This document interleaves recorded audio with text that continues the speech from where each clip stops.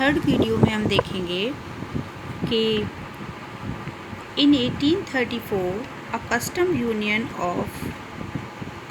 Union और Zollverein was formed by the Prussia ने एक, आप इसको ट्रेड का टैक्स भी कह सकते हैं, ये यूनियन लेवल पर या जोल्वेरेन नाम से था, by most of the German जो जर्मन स्टेट था उसमें ये जोल्वेरेन टैक्स जो है वो लिया जाता था।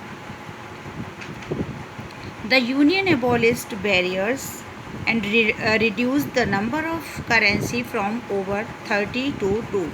ये कम से कम जैसे जो लोग ट्रेडर्स थे अपने सामान को एक राज्य से दूसरे राज्य में जब ले जाते थे तो उनको ये 30 टाइम्स इनको ये टैक्स पेड करना होता था।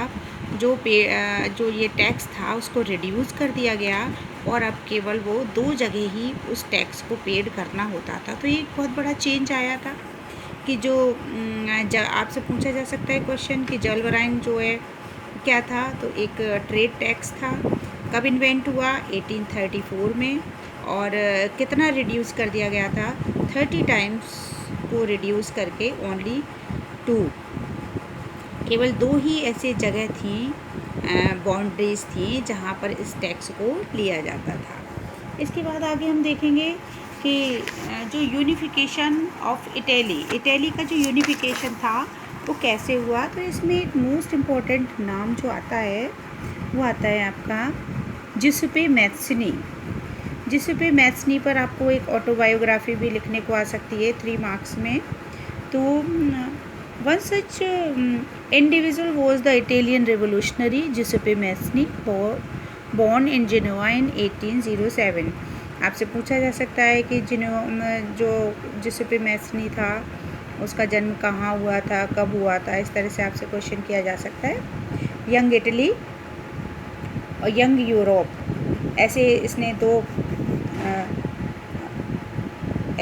दो मूवमेंट वाले अपने वो बनाए थे।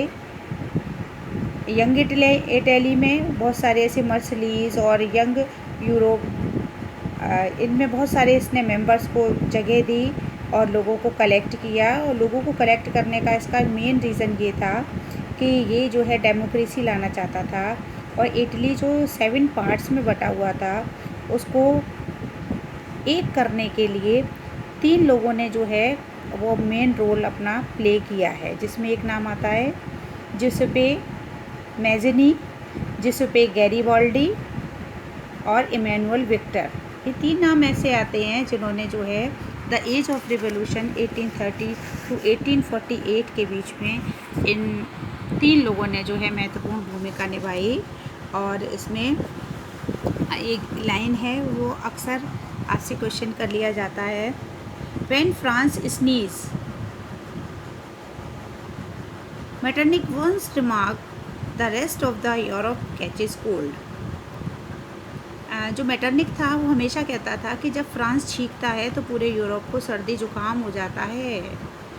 तो what do you mean by this line? इस लाइन से आप क्या समझ रहे हो? यानी कि अगर फ्रांस में कुछ हो रहा है तो उसका इफ़ेक्ट जो है बाकी यूरोप में भी देखा जा सकता है। ये 1 मार्क में आपसे पूछा जा सकता है कि ये लाइन किसने कही? मेटरनिक ने। तो क्यों कही? क्योंकि फ्रांस में जो क्रांति हुई थी, जो रेवोल्यूशन आया था, उसका जो इम्पैक्ट था वो दूसरी जगह भी देखा जा रहा था। और इसमें इटली का जो यूनिफिकेशन हुआ उसमें गैरिबाल्डी और जिसेपे मैत्सनी और विक्टर इमैनुअल ने अपनी मेन जो है वो भूमिका निभाई। इनको अलग अलग ऑटोबायोग्राफी में आप बुक से सर्च करके लिख लेंगे।